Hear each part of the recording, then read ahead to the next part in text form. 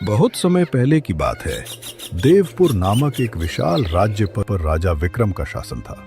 राजा बहुत ही नेक और अच्छे दिल के इंसान थे, मगर वह ज्यादा समझदार नहीं थे और इस बात की चिंता उन्हें हमेशा सताती रहती थी। उन्हें हमेशा ऐसे होशियार और बुद्धिमान लोगों की तलाश रहती थी जो उनकी प्रजा और देश को आगे बढ़ा सकें। लेकिन उनके मंत्री सिर्फ सलाह देते और बदले में बड़ी तनख्वाहें वसूलते थे। इन मंत्रियों की नजर हमेशा राजा के खजाने पर रहती थी। इसकी वजह यह थी कि राजा विक्रम की कोई औलाद नहीं थी सिवाय राजकुमारी आहाना के। मंत्री जानते थे कि राजकुमारी का शासन कमजोर होगा और उनकी मनमानी चलेगी। राजा को लगता था कि उनके मंत्रियों की सलाहों में वो प्रभाव नहीं है जो वो चाहते थे। यही सोच उन्हें हमेशा बेचैन रखती थी। इसी उलझन से छुटकारा पाने के लिए राजा ने अपने मंत्रियों के साथ जंगल की सैर पर जाने का मन बनाया। जब राजा घूमने के बाद लौट रहे थे, तब उनकी नजर एक अजीब दृश्य पर पड़ी। एक शख्स एक बड़े पेड़ के नीचे बैठा हुआ था और खुद से बातें किए जा रहा था। राजा वहीं रुक गए। अरे नौजवान, तुम कौन हो और क्यों खुद से बातें कर रहे हो? क्या तुम पागल हो? इस बात का किसी को गुमान तक नहीं था कि यही पागल इस राजा और पूरे देवपुर को बचाएगा। पागल मुस्कुराकर पूरे आत्मविश्वास से बोला, पागल तुम हो राजा, और तुम्हारी सारी प्रजा है। मैं तो बिल्कुल ठीक हूँ। मैं तो बस ये चाहता हूँ कि इस पूरे जंगल को काटकर यहाँ शानदार महल बनाऊं और उन महलों का राजा खुद बन जाऊं। राजा और मंत्री उसके जवाब पर हैरान रह जाते हैं। पागल की बातों में एक अजीब सा आत्मविश्वास और बेबागी थी जो किसी आम व्यक्ति के बस की बात नहीं थी। राजा विक्रम कुछ देर तक उसे खामोशी से देखते रहे। फिर उन्होंने अपने मंत्रियों से सलाह ली। मंत्रियों, मेरा मन कहता है कि यह अजीब इंसान हमारे कुछ काम आ सकता है। तुम लोग क्या कहते हो? मुझे अपनी राय दो। मंत्रियों के अंदर छिपे लालच ने तुरंत अपना सिर उठाया। हर किसी को यह डर था कि अगर ये अजीब शख्स राजा का खास सलाहकार बन गया तो उनकी अहमियत कम हो जाएगी और उन्हें इसके नीचे काम करना पड़ेगा। मंत्री जी, मुझे तो ये खतरा लगता है, कहीं ऐसा ना हो ये हम सब पर हावी हो जाए और हमारी कुर्सियां छिन जाए। चुप रहो, ये तो आधे से ज्यादा पागल है। इससे होशियारी की उम्मीद तो बिल्कुल भी नहीं रखनी चाहिए। राजा से कहो इसे अपने साथ ले चलें।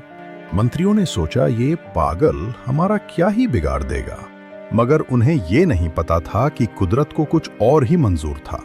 आखिर में सबने मिलकर राजा को सलाह दी, महाराज, इसे महल ले चलिए। अगर ये बहादुर निकला तो काम आएगा, और अगर ये सच में पागल हुआ तो हम इसे बाद में दोबारा जंगल में छोड़ देंगे।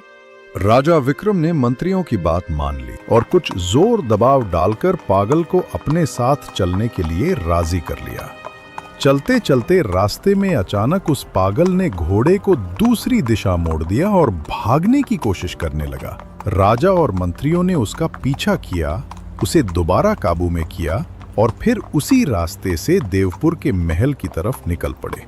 जैसे ही वे लोग महल पहुंचे तो सब हैरान रह गए। वहां भीड़ जमा थी, सब खुशी से नारे लगा रहे थे और राजा को मुबारकबाद दे रहे थे। महाराज, आप सलामत हैं। जिस रास्ते से आप सैर के लिए गए थे वहां दुश्मन की एक बहुत बड़ी फौज छिपी बैठी थी। उनके पास जबरदस्त हथियार थे। हमें तो पूरा यकीन था कि आप वापस नहीं आएंगे।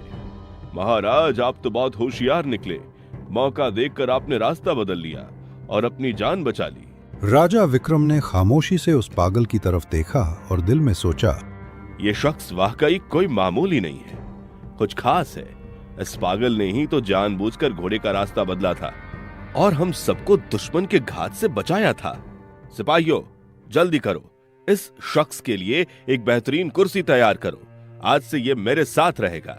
मंत्री जो पहले ही डर चुके थे तुरंत बोल पड़ते हैं, महाराज, ये शख्स पागल है, कहीं ये आपको नुकसान न पहुंचा दे। आपके साथ तो हम जैसे अक्लमंद लोगों को होना चाहिए। नहीं, ये शख्स सबसे ज्यादा बुद्धिमान है। इसने चुपचाप एक खतरनाक दुश्मन से बचाया। यही होती है सच्ची जहाद की निशानी। अगर ये ना होता तो तुम में से किसी को खबर भी नहीं होती कि रास्ते में दुश्मन छिपा बैठा है।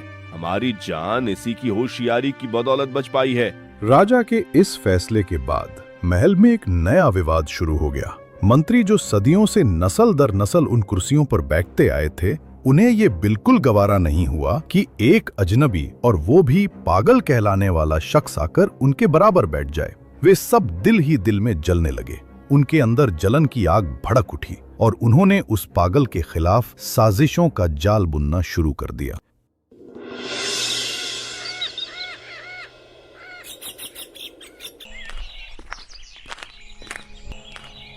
अगले दिन सुबह सुबह सारे मंत्री पागल के पास पहुंचे।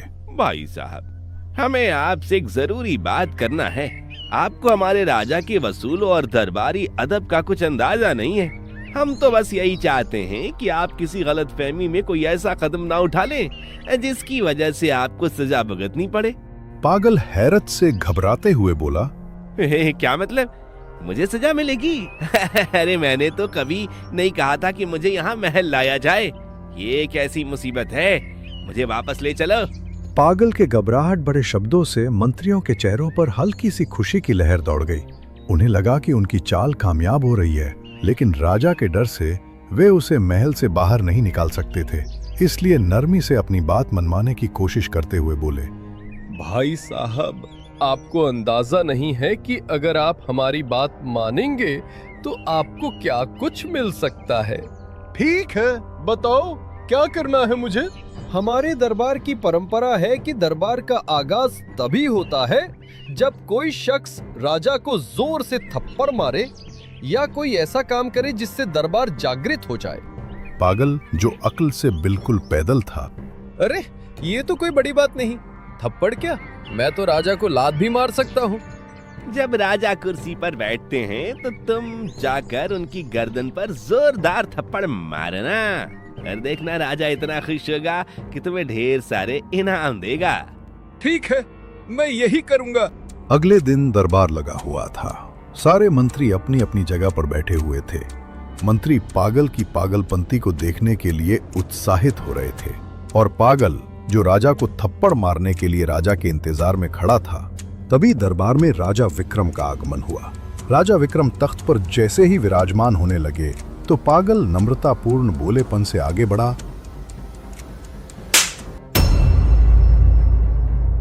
थप्पड़ इतना जोर से था कि राजा का ताज दूर जा गिरा, लेकिन जैसे ही वो ताज जमीन से टकराया, उसके नीचे से एक खतरनाक बिच्छू निकल आया। राजा विक्रम तुरंत चौंक कर खड़े हुए और उन्हें ये समझते देर न लगी कि अगर वो ताज उनके सिर पर होता तो बिच्छू उन्हें काट लेता। राजा डर और शुक्रगुजारी से भर जाते हैं। वो तुरंत पागल को गले लगा लेते हैं। राजा विक्रम खुशी और भावुकता से सबके सामने, सुनो मेरे प्रजा के लोगों, यह सिर्फ इकलौता शख्स है जो मुझे सच्ची मोहब्बत करता है। अगर ये मुझे थप्पड़ न मारता तो शायद ये मेरा आखिरी दिन होता। ये जहरीला बिच्छू मुझे काट लेता और मैं आज आप सबके सामने नहीं होता। सिपाहियों, इस बहादुर और अक्लमंद इंसान को हमारा सबसे खास महल दे दिया जाए और एक अच्छी सी दावत रखी जाए। आज मैं तुमसे बहुत खुश हूँ, तुमने मेरा दिल खुश कर दिया। राजा के हुक्म पर पागल के लिए एक शानदार दावत का आयोजन किया गया और साथ ही उसे एक खूबसूरत महल भी इनाम में दे दिया गया। मंत्री, जो पहले ही उससे हसद में शामिल थे, अब और भी परेशान हो गए।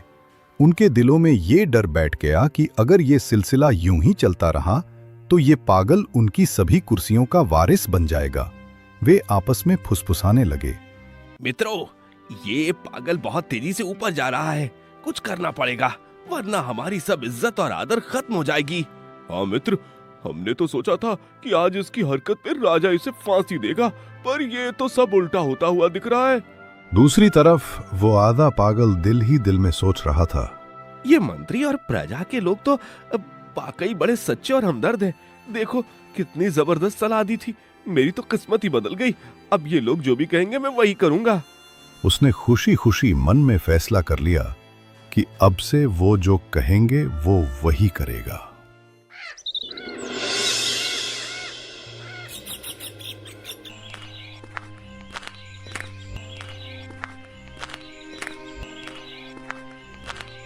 अगली सुबह पागल अपने इनाम में मिले महल में आराम से बैठा था।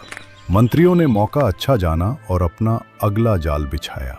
भाई साहब, कल की तरकीब कैसी लगी? अगर आप राजा को थप्पड़ ना मारते तो राजा आप पर शक करता और शायद आपको सजा भी हो जाती। बिल्कुल, आप लोग बहुत अच्छे हो। आपकी तरकीब ने तो मेरी किस्मत बदल दी। अब एक और बात सुनो, सुबह जब दरबार लगे और राजा अपनी कुर्सी पर बैठने लगे तो तुरंत पीछे उसकी कुर्सी खींच देना। देखना इस बार तुम्हें आधे राज्य का हिस्सा भी मिलेगा। ये काम आसान नहीं है, लेकिन तुम तो बहादुर हो, कर लोगे। अरे क्या, मैं तो 2-2 कुर्सियां भी खींच सकता हूँ।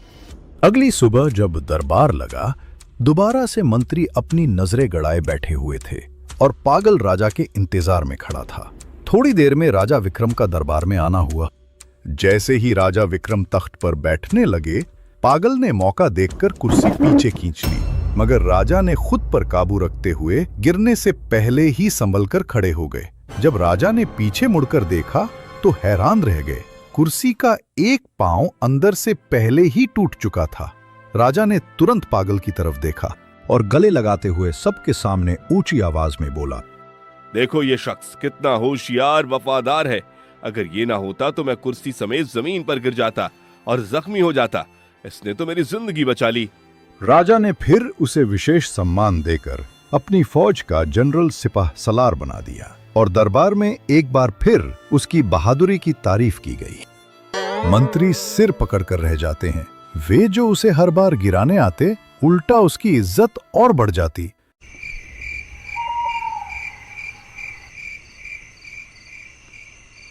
मंत्री जी, ये कैसी मुसीबत है, खत्म ही नहीं होती। हम तो चाहते हैं कि उसे सजा हो, राजा नाराज हो और वो फांसी चढ़े, मगर ये हर बार बाजी मार जाता है। अरे हाँ मित्र, इस पागल को जनरल का पद देकर राजा ने ठीक नहीं किया। ऐसे तो नहीं चलेगा, इस पागल का कुछ करना ही पड़ेगा। राजा ने पहले अपना खास बनाया, आज जनरल सिपाह सलार और कल राजा अपनी कुर्सी भी दे देगा। आज महल के सारे सिपाही उसके नीचे हैं, ऐसे तो कल सारा राज्य उसके कब्जे में होगा और फिर हमें उसकी जी हजूरी करनी पड़ेगी। अरे मंत्री जी, ऐसी बहकी बातें मत करो, हम लोग ऐसा होने नहीं देंगे। अब मामला हाथ से निकलता देख सब मंत्रियों ने मिलकर एक गहरा मंसूबा बनाया। ये मंसूबा पूरे देवपुर रियासत को हिलाकर रख सकता था। सबने मिलकर फैसला किया कि वे पड़ोसी राज्य के राजा से छिपकर खुफिया संपर्क करेंगे, उन्हें जंग के लिए उकसाएंगे और वादा करेंगे कि हम सब तुम्हारा साथ देंगे।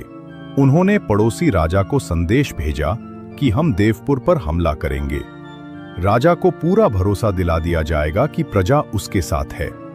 बस तुम्हारा काम सिर्फ इतना है कि हमारे जनरल पागल को मारना है, बाकी सब कुछ हम संभाल लेंगे। जब पड़ोसी राजा ने जांच पड़ताल की तो वह जंग के लिए राजी हो गया। अब उन्हें सिर्फ एक काम करना था, अपने राजा विक्रम को जंग के लिए राजी करना। इसलिए मंत्रियों ने अपने ही कुछ आदमियों को हल्का सा जख्मी किया और राजा के सामने लाकर खड़ा कर दिया। महाराज, हम कब तक सब्र करें? अगर कल आपको कुछ हो गया तो पूरी रियासत का क्या होगा? दुश्मन हमला कर रहा है, बताइए हम क्या करें? हमें अभी फैसला करना होगा। देखिए हमारे लोगों का क्या हाल कर दिया। अब हम हाथ पर हाथ धरे नहीं बैठ सकते। महाराज कुछ कीजिए। मंत्रियों की बातों और जख्मी लोगों को देखकर राजा ने जंग का ढोल बजवा दिया और अपनी फौज को मंत्रियों के साथ जंग के लिए रवाना कर दिया। अब लश्कर का सिपाह सलार जनरल पागल था, जिसे ये लोग अक्ल से पैदल मानते थे। मंत्रियों ने चुपचाप पीछे से हंसते हुए सोचा कि अब तो जनरल पागल का अंत निश्चित है। जब फौज दुश्मन मुल्क की सरहद पर पहुंची तो वहां की फौज पूरी तैयारी के साथ खड़ी थी। ऐ दुश्मनों, बाहर आओ। अगर हिम्मत है तो पहले मुझसे मुकाबला करो और पराजित करके दिखाओ। पागल के धमकी भरे अल्फाज सुनकर दुश्मन राजा को सहा नहीं गया और दोनों आमने सामने खड़े हो गए।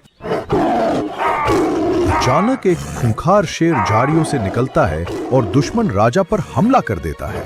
पागल, जो असल में तलवार चलाना चाहता था और जिसके दिल में कोई जातीय दुश्मनी नहीं थी, वो तुरंत आगे बढ़ा और शेर से लड़ने लगा। एक कड़ी संघर्ष के बाद पागल ने शेर को मार गिराया। दुश्मन राजा बेहद जख्मी हो गया था। नहीं, लड़ाई नहीं होगी। मैं इस जनरल कमांडर को माफ करता हूँ, इसने मेरी जान बचाई। ये निहायत ही बहादुर और होशियार शख्स है। हम जंग नहीं चाहते। दुश्मन राजा रुकता है और देवपुर के मंत्रियों की तरफ इशारा करते हुए कहता है, हाँ, जो मंत्री उसके साथ आए थे उन्हें गिरफ्तार करके कैद में डाल दो। वो एक गद्दार और धोखेबाज हैं। मंत्रियों के चेहरों का रंग उड़ जाता है। पागल तुरंत अपनी तलवार निकालता है। खबरदार, अगर किसी ने मंत्रियों को हाथ में लगाया तो ये मेरे मित्र हैं। दुश्मन राजा ने उसकी वफादारी देखकर दिल ही दिल में कहा, क्या कमाल का बंदा है, दुश्मनों को बचाता है और खुद को भूल जाता है। दुश्मन राजा पागल की बहादुरी से प्रभावित होकर मंत्रियों को छोड़ देता है और युद्ध समाप्त हो जाता है। अब पागल की चर्चा पूरी रियासत में होने लगी। उसकी बहादुरी और सच्चाई ने सबके दिलों को जीत लिया। यहाँ तक कि राजा विक्रम भी उसकी वफादारी से इतने खुश हुए कि उन्होंने उसे एक बड़ा सम्मान देने का फैसला किया। मैं देवपुर के सिपा सलार इस महान योद्धा की वफादारी और होशियारी से अत्यंत प्रभावित हूँ। मैं इसकी इज्जत में इजाफा करते हुए अपनी बेटी राजकुमारी आहाना का विवाह इसके साथ करने का ऐलान करता हूँ। ये सुनकर मंत्री जो पहले ही अंदर से जले बैठे थे, ये मंजर देखकर चुप तो रहे, लेकिन हर कदम पर पागल से बदला लेने का इरादा उनके दिल में और मजबूत हो गया। अब तो देवपुर और पड़ोसी राज्य दोनों की दुश्मनी दोस्ती में बदल चुकी थी। लेकिन मंत्रियों ने फिर भी एक और नया जाल बुनने का फैसला किया। वे आपस में कहने लगे, अगर इस पागल को हमने ना रोका तो कल हम सब सच के सच उसके गुलाम बन जाएंगे। इसे खत्म करना जरूरी है। लेकिन उनमें एक बुजुर्ग मंत्री भी था। वह तजुर्बेकार था और दिल का नरम। उसने उठकर बहुत कमाल की बात कही, दोस्तों, मेरी बात गौर से सुनो। हर इंसान को कुदरत ने खास मकाम और ताकत दी है, और याद रखो, जिसे कुदरत इज्जत देता है, दुनिया की कोई ताकत वो इज्जत छीन नहीं सकती। अगर तुमने उसे मार भी दिया तो याद रखो उसकी इज्जत और भी बढ़ जाएगी। और अगर तुम ये सोच रहे हो कि उसके मरने से तुम्हारी खोई हुई इज्जत वापस मिल जाएगी, तो तुम धोखे में हो। एक दिन सच सामने आ जाएगा और तुम सब अपने अंजाम तक पहुंच जाओगे। सारे मंत्री चुप होकर सुनते रहे। तुम बस एक बात समझ लो, वो जाहिरी तौर पर पागल है, लेकिन ऊपर वाले ने उसे एक अनोखी ताकत दी है, किस्मत की ताकत। अगर पूरी रियासत भी उसके खिलाफ हो जाए तो वो अकेला ही जीत जाएगा। इसलिए उससे उलझने के बजाय खुद सच्चाई अपनाओ, इसी में हमारी बेहतरी है। बुजुर्ग मंत्री की बातों का सब पर गहरा असर हुआ। सारे मंत्रियों ने अपनी जलन पर पश्चाताप किया और खुदा की रजा पर राजी हो गए। कुछ वक्त बाद पागल की मौत हो गई और मंत्री फिर से अपने रुतबों पर वापस आ गए। मेरे प्यारे दोस्तों, ये कहानी बस ऊपर ऊपर से मजेदार लगती है, लेकिन इसमें हमारे लिए बहुत बड़ी सीख है। हमें कभी किसी से जलन नहीं करनी चाहिए। अगर कोई किसी रुतबे पर पहुंचा है और कामयाब हुआ है, तो वो उसकी मेहनत, उसकी अच्छी किस्मत या उसमें मौजूद खास गुणों की वजह से हो सकता है, और उसी वजह से खुदा ने उसे इज्जत दी है। कोशिश करें कि वे अच्छे गुण आप भी अपनाएं, मेहनत करें और सच्चाई का रास्ता चुनें। शायद वही इज्जत आपको भी मिले, लेकिन जलन ना करें। इतिहास गवाह है कि मुनाफिक लोग और जलन करने वाले कभी कामयाब नहीं होते। जीत हमेशा सच्चे लोगों की ही होती है। मुझे उम्मीद है आपने इस कहानी से बहुत कुछ सीखा होगा।